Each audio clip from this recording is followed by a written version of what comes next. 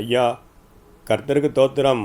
கர்த்தருக்கு கோடான கொடி தோத்திரம் ஐயா. ஐயா, இன்று நீங்கள் மிகவும் மகிழ்ச்சியோடு இருப்பது போல் தெரிகிறதே. இருக்காதா பின்ன. இன்று நம் இந்திய மிஷனரி சங்கத்தின் 123ஆம் ஆண்டு ஆரம்ப நாள் ஆயிற்றே. தங்களுக்கும் அது நினைவில் இருக்குமே. இது நான் மட்டுமல்ல, உலகமே மறக்காது.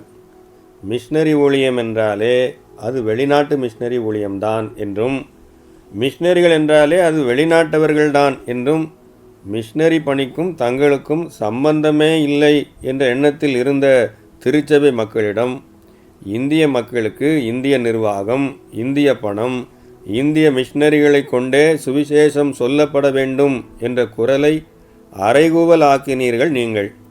அந்த உணர்வோடு இந்திய தேசத்தின் இரட்சிப்பிற்காக ஜெபித்து வந்த என்னை போன்ற 20 பேர் மற்றும் 8 போதகர்களோடு இணைந்து 1903ஆம் ஆண்டு பிப்ரவரி மாதம் 12ஆம் நாள் இதே போன்ற ஒரு நாளிலே அன்றைய சத்திரமாகவும் இன்று திருநெல்வேலி திருமண்டல அச்சகமாகவும் இருக்கும் இடத்தில் ஜெபத்தோடு ஆரம்பித்தது இன்றும் பசுமரத்து ஆணி போல் இருக்கிறது ஐயா.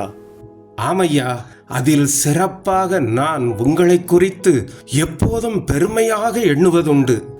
அப்படி பெருமைப்பட என்ன இருக்கிறது ஐயா?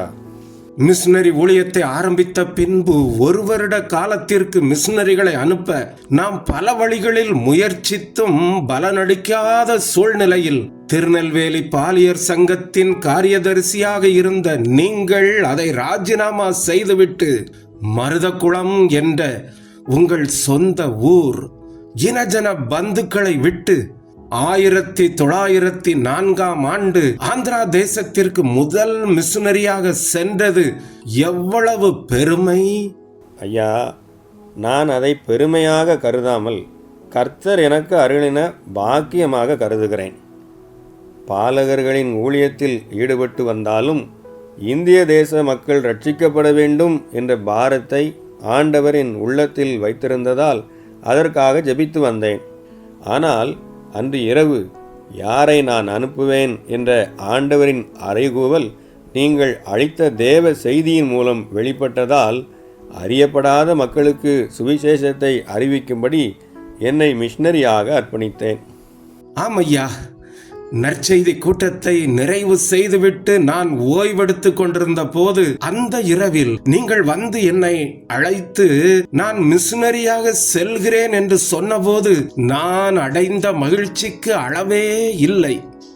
ஐயா, நான் மிஷனரியாக சென்றதை சொல்கிறீர்களே, இந்திய மிஷனரி சங்கத்தின் காரியதரிசியாக மிக முக்கிய பொறுப்பில் தீவிரமாக செயலாற்றி வந்த நீங்கள் ஆண்டவரின் அழைப்பை ஏற்று உங்கள் காரியதரிசி பொறுப்பை ராஜினாமா செய்துவிட்டு ஆந்திரா மாநிலம் தோர்னக்கல்லுக்கு மிஷனரியாக சென்றீர்களே, அது எத்தனை பெரிய தியாகம்!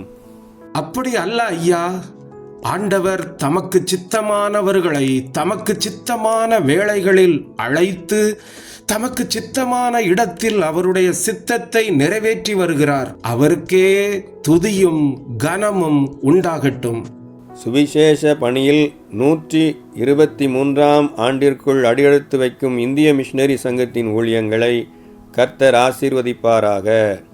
இன்று அதன் காரியதரிசியாக இருக்கும் அருள் திரு இம்மானுவேல் பொந்துரை மற்றும் தலைவர்கள் 28 மாநிலங்களிலும் 2 யூனியன் பிரதேசங்களிலும் பற்பல நிலைகளில் ஊழியம் செய்யும் ஊழியர்கள், மிஷனரி ஊழியங்களை ஆதரித்து வரும் பேராயர்கள், குருவானவர்கள், திருச்சபை தலைவர்கள், கிளைச்சங்க தலைவர்கள், ஜெபக்குழு தலைவர்கள், தன்னார்வலர்கள், ஜெப பங்காளர்கள், ஆதரவாளர்கள் அத்துணை பேருக்கும் எங்கள் வாழ்த்துக்கள். தொடர்ந்து இந்திய மிஷனரி சங்கத்தின் ஊழியங்களை ஆதரியுங்கள். இந்திய மிஷனரி சங்கமே, உன்னை நேசிக்கிறவர்கள் சுகித்திருப்பார்களாக. இந்திய மிஷனரி சங்கமே, உன்னை நேசித்திருப்போர் சுகித்திருப்பாரே.